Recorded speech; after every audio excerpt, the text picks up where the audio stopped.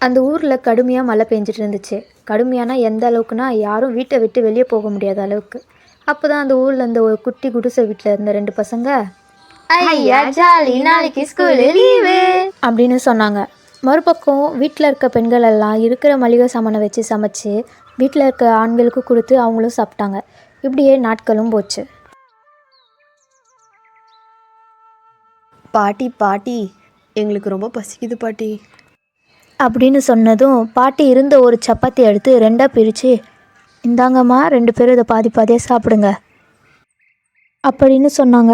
அப்போ தான் அவங்க பசங்க அப்புறம் அவங்க கணவர் எல்லாம் அவங்கக்கிட்ட வந்து, அம்மா இன்னும் எத்தனை நாளைக்கு நாங்கள் வீட்டில் இருக்கிறது, பயிரெல்லாம் நாசமாயிடுச்சுன்னு வீட்டிலே இருந்தால் எப்படி சாப்பிட முடியும், நாங்கள் போய் வெளியே வேலை கேட்குறோம் அப்படின்னு சொன்னாங்க. அதுக்கு அந்த பாட்டி, ஆமாப்பா நீ சொல்கிறது சரிதான், ரொம்ப நாளைக்கு வீட்டில் இருந்தால் நம்மளால் சாப்பிடக்கூட தான் முடியாது, நீ போய் பத்திரமா வெளியே போய் வேலை கேட்டுட்டு வாங்க அப்படின்னு சொன்னாங்க. அந்த 3 பேரும் கிளம்பி ஜமீன்தார் வீட்டை நோக்கி போனாங்க. ஐயா எங்களுக்கு ஏதாச்சும் வேலை இருந்தால் தர முடியுமா? அதுக்கு அந்த ஜமீன்தார், உங்களுக்கு வேலையா? என் வீட்டில் உங்களுக்கு ஒன்றும் வேலை இல்லையே, வேணா நீ என் ஷூவை தொடி, நீ எனக்கு சமைச்சிக்கிடு, நீ எங்கள் வீட்டில் இருக்க தரையை தொடி, இதெல்லாம் பண்ணுறதா இருந்தால் இருங்க, எல்லாம் கிளம்பி போயிட்டே இருங்க அப்படின்னு சொன்னான். அவங்க 3 பேரும் வேறு வழி இல்லாமல் சரின்னு சொல்லிட்டு வீட்டுக்கு போனாங்க. வீட்டில் போய் அவங்க அம்மா கிட்ட, அம்மா அவர் கணக்கு வழக்கு பார்த்துக்க சொல்லி எங்கள் 3 பேரையும் சொன்னார் அப்படின்னு போய் சொன்னாங்க. ஆனால் ஒருவர் சாமான் தொலைக்கினாரு, மற்றொருவர் வீட்டை பெருக்கினார், இன்னொருத்தர் சமையல் செஞ்சு தந்தார். அப்படி இருக்க அந்த வீட்டில் இருந்த 3 பெண்களும் அன்றைக்கி மளிகை சாமான் வாங்கிறதுக்காக கடைக்கு போனாங்க.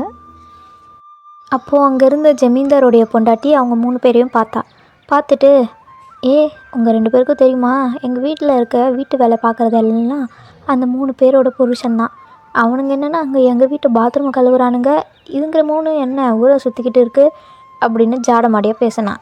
இதை அவங்க 3 பேரும் கேட்டாங்க.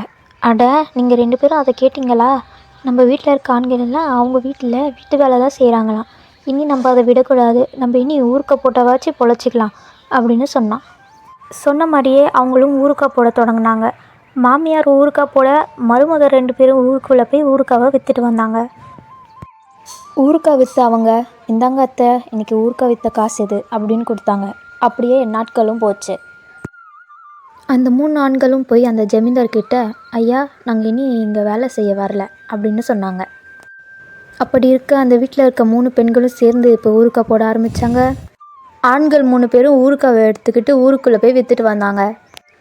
அப்படியே கொஞ்ச நாளில் அந்த ஊரில் வீடி பிக்கிள்ஸ்ன்ற ஒரு கடையையும் ஓப்பன் பண்ணாங்க. அப்படி அவங்களுக்கு நிறைய வாடிக்கையாளர் வர வர நிறைய பணமும் சேர்ந்துச்சு. அந்த ஊரில் ஒரு பெரிய வீட்டையும் கட்டினாங்க. அவங்க பசங்க 2 பேரையும் ஒரு நல்ல ஸ்கூலில் படிக்க வச்சாங்க. இப்படியே ஒரு நல்ல ஒரு வாழ்க்கையையும் அவங்க வாழ்ந்தாங்க. ஹாய் நண்பர்களே, எங்கள் குடும்பத்தோட ஒற்றுமை உங்களுக்கு பிடிச்சிருந்ததுன்னா வீடி டேல்ஸ்க்கு ரெட் ஹார்ட் கமெண்ட் பண்ணுங்கள், அப்புறம் லைக் பண்ணுங்கள், சப்ஸ்கிரைப் பண்ணுங்கள்.